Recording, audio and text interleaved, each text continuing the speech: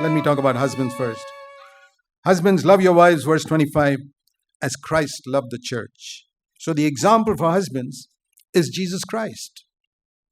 And it goes on to say, further down in that section, that it is like Christ is the head of the church. Further down, just as Christ loves the church, we are members of his body. Just as Christ also does the church, verse 29. So we must love your wife, verse 28, like his own body. That's the meaning of being the head. Now there are two types. The word head can mean many things in the world in English. Head of a department in a university.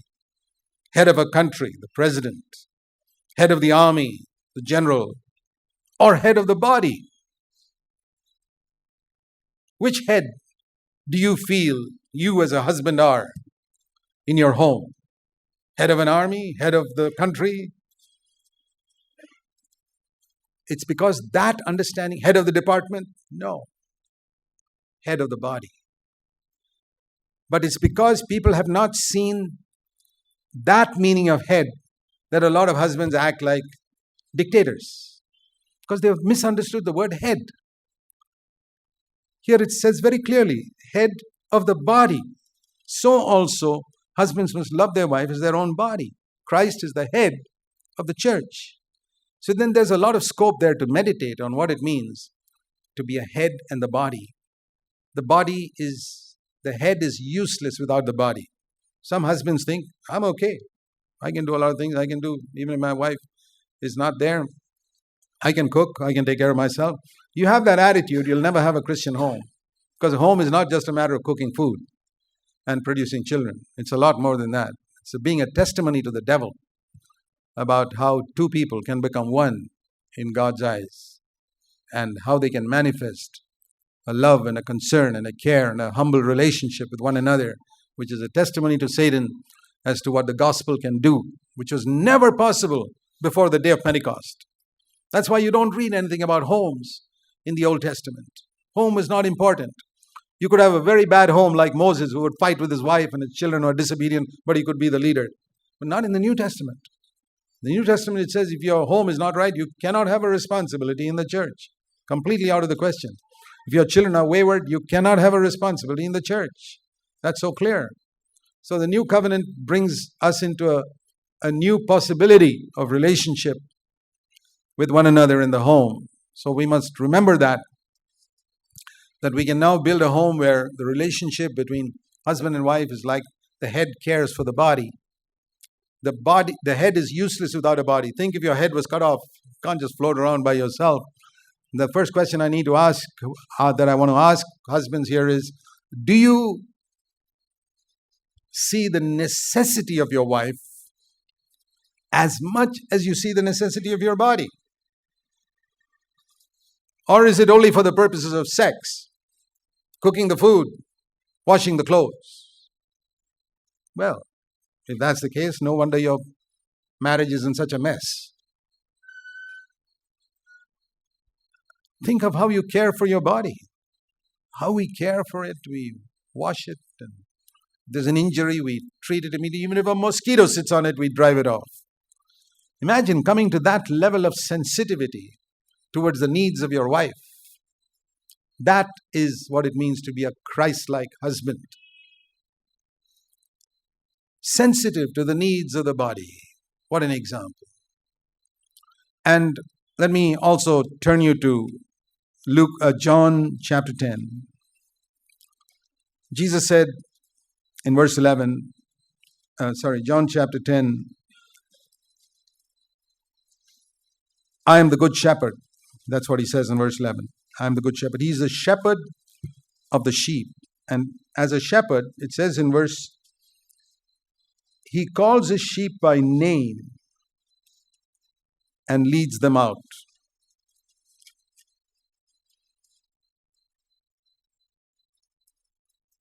When he puts forth his own, he goes ahead of them. I like that. He calls his sheep tenderly.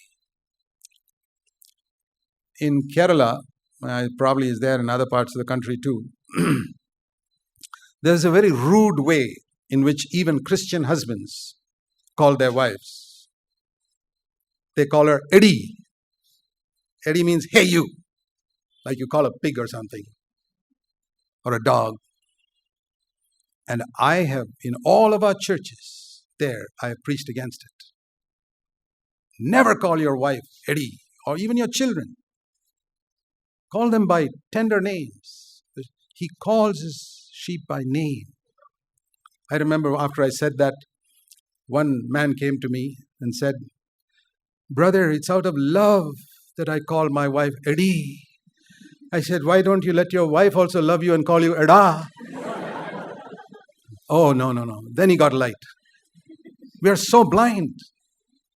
Such rude words to say, hey you.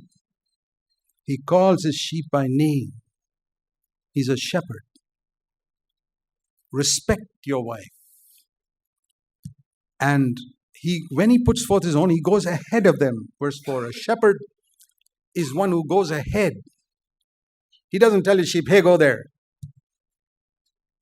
He goes in front. He takes the risks.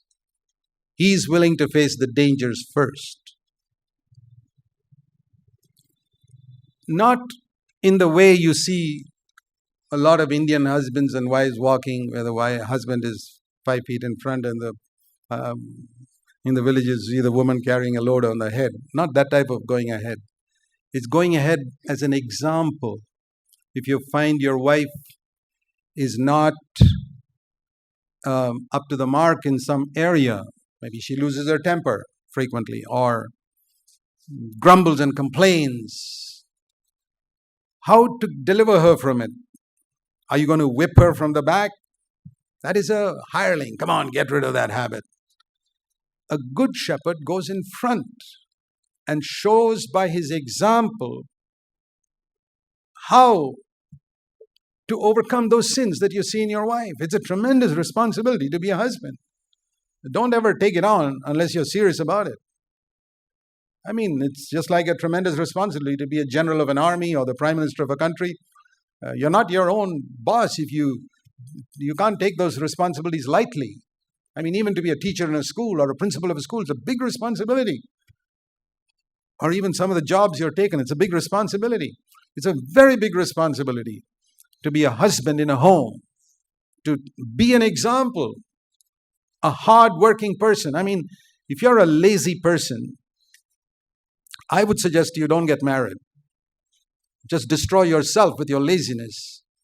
But that's not a good example. Imagine if you're a lazy person and your wife is also lazy and your children are lazy. What's your home going to be like? You say, brother, that's my temperament. Well, go and hang your head in shame before God and say, Lord, I got to be changed. Some of you have been in the church for so many years. When are you going to get rid of your laziness? When are you going to be a hardworking person? To be an example. Don't you see Jesus working hard? How hard he works. There's no laziness in God's kingdom. So a good shepherd is one who works hard for his sheep. If a sheep goes astray, he looks for that sheep to bring it back. He goes ahead. He never goes from behind to push, saying, you must be like this and you must be like that.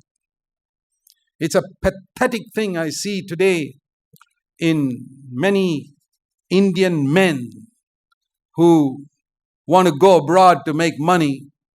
They don't have qualifications. So they marry a nurse because they know that nurses can get jobs in the Gulf and in America and then go care of their wives and sit at home looking after the children and cooking the food while the wife is earning the money. Are these Christians? They have no understanding of God's word. They should hang their heads in shame. It's not necessary to go to America and the Gulf. It's not necessary to earn so much money. It's necessary to build a godly home. Very, very important. Recognize that. And yet there are so many Christians who don't have any clue about all these things. And the end result is these effeminate husbands who are more like women than men. The children suffer because of that. You are an effeminate, irresponsible, lazy husband. I guarantee your children are going to suffer all their life because of what they see in you. You better wake up. I'm speaking strongly because I've seen enough children messed up because the way they saw their father live at home. Irresponsible, lazy, wayward. So I want to save the next generation from messing up. So it's time to wake up in this area. Follow the example of Jesus. Go ahead and be an example in every area so that you should be able to say to your wife, follow me.